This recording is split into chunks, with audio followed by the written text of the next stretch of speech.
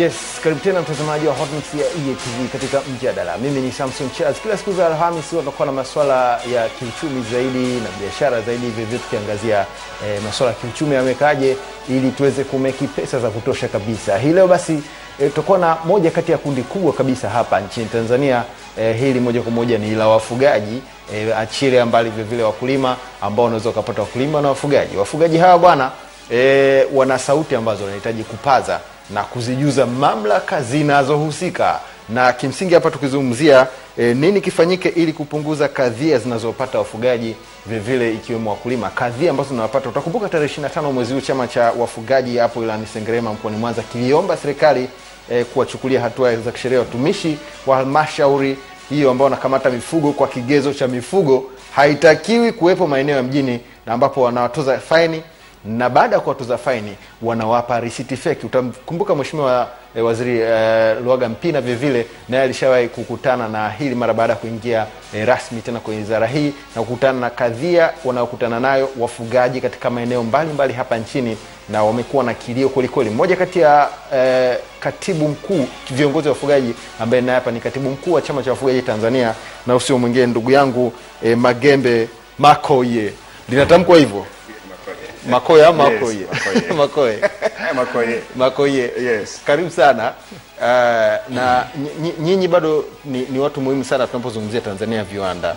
Na hiyo inatokana na, unaweza ukaendelea kutukumbusha takwimu za tuna ng'ombe wangapi, mbuzi, kondoo, kuku na kadhalika, kwa sababu hii ni Tanzania viwanda. Asante. Ninakushukuru ndugu mtangazaji. Mimi naitwa Magembe Makoye, tunasema katibu mkuu wa chama cha wafugaji Tanzania. Labda tu nianze na takwimu kwamba Tanzania katika bara la Afrika ni nchi ya 3 kwa wingi wa mifugo.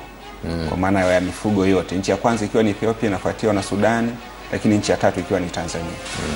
Tuna ng'ombe wapatao milioni 28 na kidogo, tuna mbuzi karibu milioni 19, tuna kondoo zaidi ya milioni 12, tuna nguruwe zaidi ya milioni 7, tuna kuku zaidi ya milioni 45.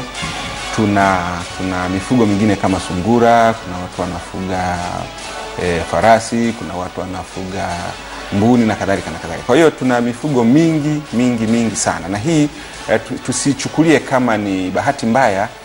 Kuna juhudi kubwa na za makusudi kabisa zimefanywa na wafugaji wa Tanzania mpaka leo tunazungumza kwamba sisi ni nchi ya 3.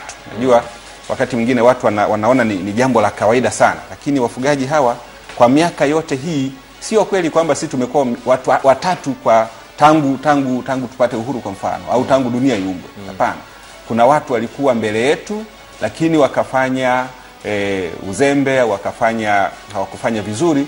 Sisi tumeovertake. Sasa tumekuwa nchi ya 3. Kwa maana hiyo tunashukuru kwamba wafugaji wamefanya juhudi kubwa katika mazingira magumu sana, lakini wamezalisha, na leo tunawekwa kwa nafasi ya 3. Kwa namna hiyo leo ukizungumzia labda tungekuwa watatu kielimu, tungekuwa watatu kiafya, tungekuwa watatu kwenye kilimo, yani ingekuwa ni heshima kubwa sana.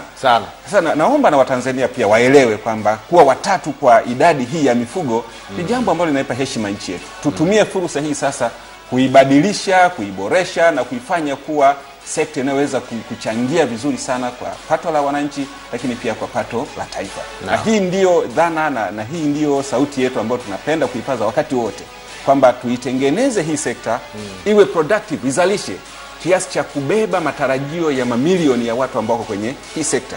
Kumbuka tunakaa zaidi ya milioni 4.6 kwenye sekta hii. Kaya ni ile household, wazungu Waingereza wanaita household. Sasa household ina watu wengi. Unaweza ukifanya hata wastani wa watu 6 tu mara milioni 4 na point, unazungumzia watu karibia milioni 27. Wote wanashughulika kwenye sekta hii ya ufugaji. Kwa hiyo ni watu wengi. Kwa hiyo tukiiboresha na kuistawisha zaidi, manake tunaboresha maisha zaidi ya nusu ya Watanzania vizuri zaidi. Exactly. Na sasa tukizungumza hivyo ni watatu ndio Afrika, bonge moja la credit. Maana hata kwenye ubingwa wote ule mtu wa 3 bado anahesabika ni bingwa kama wa kwanza na wa pili kabisa. Tukizungumza hivyo kwa sasa hivi kuna kadhia ambazo zinawakumba wafugaji sasa. Achana wakulima ambao mmekuwa mkizozana nao. Tunajua kuna ambao wanaendelea mambo yataenda vizuri. Hebu kwa sasa hivi kuna kipi ambacho tunakiona mngependa kutujuza, na hususan na waziri mpya sasa hivi kwenye wizara yenu, naibu? Kwanza mimi ni mshukuru sana kwa dhati sana Mheshimiwa Rais wa Jamhuri ya Muungano wa Tanzania Dr. John Pombe Magufuli. Nimshukuru kwa sababu amemteua Mheshimiwa Luhaga Mpina kuwa waziri wa mifugo na uvuvi. Kwa mara ya kwanza tangu awamu ya 5 imeingia madarakani, ukiondoa kipindi kifupi sana cha Mheshimiwa Mwigulu Nchemba, tumepata mtu ambaye tunaweza kuzungumza naye lugha moja. Tumepata mtu ambaye anaweza kukaa na sisi akatusikiliza. Tumepata mtu ambaye anaweza kuona tatizo la wafugaji likamuumiza, likamuuma na akachukua hatua. Jambo la kwanza hilo. Lakini pia nimpongeze Mheshimiwa Rais kwa kumteua Mheshimiwa Kigwangalla kwa waziri wa maliasili na utalii. Ni mawaziri ambao sio wa umri mkubwa sana, lakini naona ni watu ambao wanaona mbali, wanafikiri. Unapozungumza nao unaona kwamba kuna hisia ndani ya mioyo yao ya ubinadamu, kwamba yanayoendelea katika sekta hii ya mifugo hapana, sio ya kawaida. Lazima kuna haja ya kuchukua hatua kuyaboresha, ama baadhi kuyakomesha, au mengine hata kuyaondoa kabisa. Kwa sababu sasa hivi tuna changamoto. Wafugaji wa Tanzania wanakabiliwa na changamoto kubwa 3. Kwanza ni malisho ya mifugo yao. Pili ni maji. Ninaposema malisho ni pamoja na maji, lakini ni maeneo makubwa mawili haya ambayo tunapenda kuyatofautisha. Kwa hiyo maji kwa ajili ya mifugo ni tatizo, lakini 3 ni masoko kwa ajili ya mifugo yao. Kwa hiyo kwa mtu ambaye yuko nje ya sekta hii, kwa mfano unasikia labda mifugo ya Tanzania inaenda kuuzwa Kenya. Ukiona mifugo inakwenda kuuzwa Kenya, jiulize mara mbili. Kwa nini mfugaji asiuze ng'ombe wake Tanzania? Kwa nini mfugaji asiuze mbuzi wake Tanzania? Kwa nini mbuzi wa Tanzania akauzwe Kenya? Kuna changamoto ya kimasoko. Na katika uzalishaji huu tunaofanya, ufugaji tunaofanya huu ni uzalishaji, si ndio? Kwa hiyo uzalishaji huu mwisho wa siku lazima tupate mahali ambacho tunachokizalisha kinakwenda kuwa consumed ama kinakwenda kutumika. Kwa hiyo ni wapi? Ni kwenye soko. Kwa hiyo kuna changamoto za aina 3. Kwa hiyo kwa sababu ya changamoto hizo, leo wafugaji wamejikuta kwenye njia panda. Ukisikia siku zote, ukiangalia hata vyombo vya habari ama ukisoma kwenye vyombo vya habari, utaona tu hamna habari njema inayoripotiwa kuhusiana na mifugo. Unaripotiwa watu wametaifishwa mifugo yao, inaripotiwa watu wameuana, inaripotiwa mifugo imeporwa, mifugo imekatwa mapanga na kadhalika na kadhalika. Kwa hiyo haya ni matokeo ya kutokuwa na utaratibu mzuri sasa wa kuratibu shughuli za ufugaji hapa nchini. Tumekuwa nyuma sana kwa kipindi kirefu kwa namna gani tunaweza kuondoa hii kadhia ya wafugaji pamoja na mifugo katika nchi yetu. Na shida kubwa iko kwenye ardhi. Hakujawa na mgawanyo wa ardhi unaoeleweka katika jamii za wafugaji ama jamii ya Kitanzania, kwamba mfugaji afanye shughuli zake wapi, mkulima afanye shughuli zake wapi, mhifadhi afanye shughuli zake wapi, mchimba madini akachimbe madini yake wapi, na mtu mwingine afanye shughuli zake wapi kihalali. Kwa hiyo hili ndio limeleta kadhia. Natambua kwamba kuna juhudi mbalimbali zimefanyika, na hata mwaka huu kumeundwa tume ya wizara 6 kwenda kuchunguza maeneo ya mifugo pamoja na migogoro inayotokana na mifugo na wawekezaji na wahifadhi na watu wengine. Mpaka leo tangu mwezi wa pili imekuwa kimya, na hili linatusikitisha sana sisi wafugaji. Maana tuliaminishwa kwamba kwa kuunda tume ambayo imeundwa na wizara zote mtambuka. Masuala ya mifugo ni mtambuka. Yanapita wizara ya mifugo yenyewe, yanakwenda kwa wizara ya kilimo, wizara ya ardhi, wizara ya maliasili, wizara ya maji, wizara ya mazingira. Zote zile zinahusiana na ufugaji. Kwa hiyo waliunda wataalamu wakatoka kwenye zile taasisi zote au na zile wizara zote. Wakaenda wakakaa chini. Namna gani tunakuja na a comprehensive solution? Yaani jawabu kubwa la namna gani tunaweza kuondoa hizi kadhia za wafugaji katika nchi yetu. Mpaka leo hakujatokea majibu. Na wafugaji wanaendelea kuhangaika. Na bahati mbaya sasa kuna watu wahalifu wanateka advantage. Wanachukua fursa kwenye hizo kadhia za wafugaji. Kuna watu wanajitokeza, wanatumia ama kwa kutumia mgongo wa sheria ama kwa uhalifu tu wa kawaida, wanawanyang'anya wafugaji mali zao, wanawalazimisha kutoa rushwa, wanawalazimisha kufanya mambo ambayo ni kinyume kabisa cha taratibu na sheria za nchi. Kwa hiyo haya tunayakemea. Na bahati mbaya wengine wanakuta ni viongozi, tena wamepewa mamlaka, wamepewa madaraka, wengine wateule, anashiriki katika kunyang'anya mali za wafugaji. Mfano mambo haya yanatusikitisha sana. Kwa hiyo kwa sababu hiyo ndio maana unaona sasa kuna sheria zimetungwa. Of course maeneo ya hifadhi ambayo mara nyingi tuna mifugo inaingia ni maeneo ambayo yanalindwa kisheria. Na hili lazima wote tukubaliane kwamba pale kuna sheria zinazosimamia maeneo yale. Na kwa sababu kuna sheria zinazosimamia, lazima sheria zile ziheshimiwe na kila mtu, sio mfugaji tu. Na kila mtu. Kila raia wa Tanzania, kama sheria imesema hapa usifanye hiki, lazima ujifunze kutii na kuheshimu sheria zile. Kwa hiyo lazima na sisi kama wafugaji tujifunze kucomply na sheria ambazo zimewekwa. Maeneo yanayolindwa lazima tuyaheshimu. Lakini kuna ukiukwaji wa sheria katika utekelezaji wa sheria. Kuna watu wanakiuka sheria kwenye kutekeleza sheria kwa kutumia loopholes au kutumia nafasi ambazo wanaziona katika mazingira husika. Kwa mfano, jamii kubwa ya wafugaji kwa bahati mbaya sana hawajakwenda shule kubwa. Sheria zetu zimeandikwa nyingi kwa Kiingereza. Naam. Na watu wanatafsiri sheria kwa namna yao wakati mwingine. Kwa hiyo anakamatwa mfugaji katika eneo la hifadhi, anaambiwa bwana, hapa kuna faini. Faini hiyo utaitoa kwa sababu umeingiza mifugo yako kwenye hifadhi na wewe mwenyewe tumekuta kwenye hifadhi. Faini, ndivyo sheria inavyosema. Lakini cha ajabu, faini hiyo ni kiasi gani? Hapa ndio kuna shida. Maana sheria inasema unapokamatwa kwenye ile eneo kuna adhabu, ama utatozwa faini, utakiri kosa. Tena wakati mwingine kule kule ulikokamatiwa, utajazishwa fomu. Sema bwana, mimi nakiri kosa kweli, nimeingiza mifugo yangu na mmenikuta hapa. Kwa hiyo nitoze faini. Unakiri, una saini, kuna fomu unaletewa. Una saini, unakiri kosa lile, unalipa faini kwa mujibu wa nini? Sheria. Lakini pili, unaweza kupelekwa mahakamani. Kaambiwa bwana, wewe tunakutoza faini ama tunakufunga ama vyote kwa pamoja. Imeelezwa wazi kwenye sheria za nchi yetu. Kwa hiyo sasa, bahati mbaya sasa kuna kundi kubwa la watu lililo take advantage ya kutoza faini kule kule kwenye maeneo ya hifadhi kinyume cha sheria. Kwa mfano, umeingiza ng'ombe kwenye msitu. Ukikuta au mifugo kwenye msitu. Faini inasema ni shilingi 30,000 mpaka 1,000,000 kwa kundi la ng'ombe.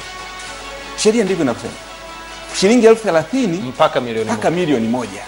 Lakini kuna watu wanajitokeza wanasema 30,000 hii ni kwa kichwa cha ng'ombe mmoja. Mimi nawauliza, hivi kwa mfano kama ukakuta mbuzi, maana ni mifugo, ni livestock. Imetajwa kwenye sheria kwamba ni mifugo itakayokutwa kwenye hifadhi. Anayetozwa faini sio mfugo ule. Maana ule mfugo huwezi kupeleka mahakamani ukajibu kwamba kwa nini umeingia kwenye hifadhi. Anayetozwa faini ni yule aliyewezesha ama aliyesaidia au aliyefanikisha mifugo ile kuingia kwenye ile eneo. Ama mmiliki ama mtu anayechunga ile mifugo. Kwa hiyo huyo ndiye anayetozwa faini ya shilingi 30,000 mpaka 1,000,000. Ndivyo iko wazi, iko very clear ile sheria. Lakini watu wanakuja na mawazo ya kihalifu, wanasema hapa shilingi 30,000 mpaka 1,000,000 ni kwa ng'ombe moja au mbuzi moja au kondoo moja au punda moja.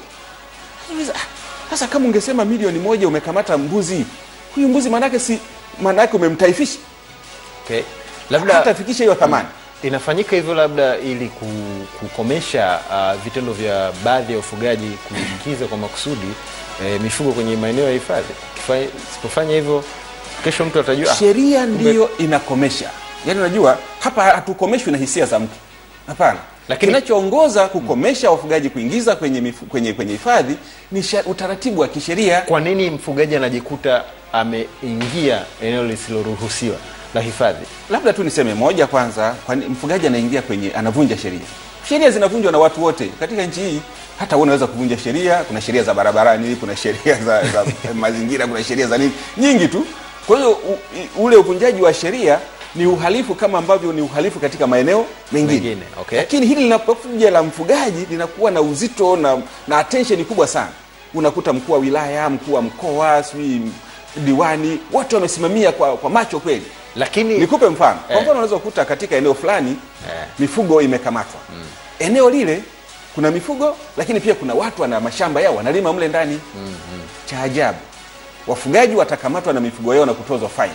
Wakulima wataendelea kulima kwenye eneo lile. Japo sheria imekataza mtu kufanya shughuli yoyote ndani ya ile eneo. Kwa tunaona kama kuna nia ovu dhidi ya wafugaji, kwa sababu wanajua mfugaji huyu ukimtisha ukamtikisa atatoa 10,000,000, utatoa 5,000,000, utatoa 20,000,000, utatoa 40,000,000.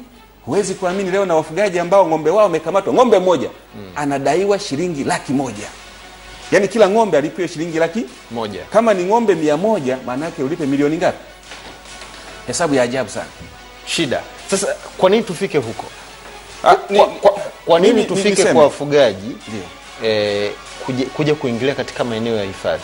Umemsifia Luhaga Mpina. Unaweza kuzungumza nini ambacho akakusikiliza sasa hivi kwamba by the way sio kwamba tunahalalisha wafugaji, kwa sababu kujabu hata kuzungumzia hizo faini ndio ni kubwa, zinaumiza ndio, lakini ni kama makusudi. Kwa nini ifike mfugaji aingize mfugo eneo lisiloruhusiwa? Ndio ni uhalifu, hata uhalifu unafanyika barabarani, lakini wewe ni kiongozi wao. Kwa nini wafanye huo uhalifu? Kwanza mimi niseme kwamba natoa wito kwa wafugaji wenzangu Tanzania nzima watambue ya kwamba kuna maeneo ambayo haturuhusiwi kuingiza mifugo. Na sisi chama chetu hakina nia wala sababu za kushawishi watu kuvunja sheria. Tunataka watu waishi kwa kufuata sheria, kwa sababu nchi yetu ni utawala wa nini? Sheria. Na ndicho rais wetu anasimamia siku zote. Tuishi kwa kufuata sheria za nchi. Sasa wafugaji kokote unapojua kwamba hapa hii ni hifadhi, ama ni ya msitu, ama ni wanyamapori, au ni chanzo cha maji, au eneo lolote linahifadhiwa, liheshimu hilo eneo la kwanza. Kwa hiyo hilo sisi kama chama tunalizungumza, tunalisema na tunarudia mara kwa mara kwamba usione national park unasema kuna nyasi tu unakwenda kuchunga mendani. Hapana. Lakini la pili, kuna technical, kuna masuala ya kiufundi yamefanyika hapa. Kwa mfano, mimi situlii na kwenda kwenye maeneo ya field naona wafugaji kwa nini wanaingiza. Kuna maeneo ambako mipaka imewekwa kwa trick. Mipaka ya hifadhi imewekwa kwa namna ambayo mtu hawezi kuona kama hapa ni hifadhi. Unaona? Kwa mfano eneo gani? Kuna mimi kwa mfano kule Meatu kuna hifadhi inaitwa WMA, Wildlife Management Area. Na hizi WMA ziko karibia nchi nzima kila kona. Tumekwenda tumeona mpaka wa hifadhi hauzidi futi 1 kutoka usawa wa ardhi. Mpaka wa hifadhi kwenye pori unajua. Sio barabarani. Yaani ikiwa barabarani kama hapa unaweza ukaona hapa hiki ni kitu ambacho kuna kigingi hapa. Lakini kwenye pori ambako kunaota nyasi, kunaota miti, kunaota vichaka, unachimbia mpaka wa hifadhi ambao hauzidi futi 1 au futi 1.5. Pakifunikwa na nyasi, hata wewe mpita njia tu unakwenda huwezi kujua kama hapa ni hifadhi. Na ukumbuke kwamba hiki ni kijiji na hii ni hifadhi. Huo ndio mpaka unaotofautisha kijiji na hifadhi. Hata mtu anakwenda kuchota maji, anakwenda kusenya kuni, anakwenda kuchunga, ataingia bila kujua kwamba ni mpaka. Lakini pili, kuna kulazimika. Kuna mahali hifadhi hizi zimepanuka mpaka maeneo ya rasilimali muhimu za mifugo yamekuwa ndani ya nini? Hifadhi. Kwa mfano kwenye maji. Tunarudi kule Iringa kule. Okay. Yes.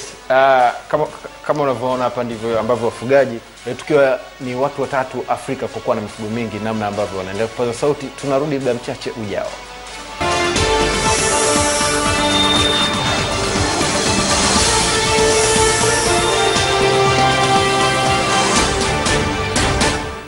Bwana, shukrani sana kama upo maeneo ya Mpwapwa, Dodoma kwa kufuatilia Hot Mix ya EA TV, vile vile maeneo ya Mvomero, Morogoro. Mimi ni Samson Charles, nipo na Magembe Makoye. Huyu ni katibu mkuu wa chama cha wafugaji hapa nchini Tanzania. Hawa ndio ndugu zetu ambao wasababisha tuende mabuchani kila siku tukale nyama. Na kwa taarifa yako, idadi ya kuku ambao wanachinjwa haizidi yani pamoja kwa kuku wanachinjwa kila siku lakini bado idadi yao iko juu kuliko binadamu wanaoishi. I hope ushawahi kusikia hiyo. Kila siku kuku wanachinjwa lakini idadi yao inaendelea kukua kuliko wanadamu. Hiyo ni kazi kuliko. Sasa hizi ni kazi ambazo moja kwa moja wafugaji wanakutana nazo, lakini vile vile wanaendelea kuelezea, na hususan wakati wanakamatwa na kutaifishwa mizigo yao. Naam, sasa labda tuzungumze kwamba kuna madhara. Kuna sheria inayosema kwamba mifugo inapokamatwa kwenye hifadhi itaifishwe. Na hii inatuumiza wafugaji. Inaumiza wafugaji kwa maana ya kwamba inaleta madhara makubwa sana ambayo ni rahisi sana mtu kusema tu taifisha mifugo, lakini hujui madhara yanayotokana na utaifishaji wa ile mifugo, hasa ya nchi ya ndani ya nchi yetu. Mifugo inayotoka nje ya nchi hiyo kwa kweli hata sisi hatuwezi kupiga debe kwamba ichunge kwenye nchi yetu. Lakini ndani ya nchi yetu tunatengeneza kundi kubwa sana la maskini ambao watakuwa wategemezi ama kwa jamii inayowazunguka au kwa serikali yenyewe. Maana wafugaji sisi kwa asili si wategemezi. Rasilimali zetu zile, wale ng'ombe wetu, mbuzi wetu, kondoo wetu, kuku wetu, ndio benki yetu, ile ndio hazina. Ukipata shida utauza mmoja, utajisaidia. Unauguliwa, unasomesha, unajenga, tatizo lolote.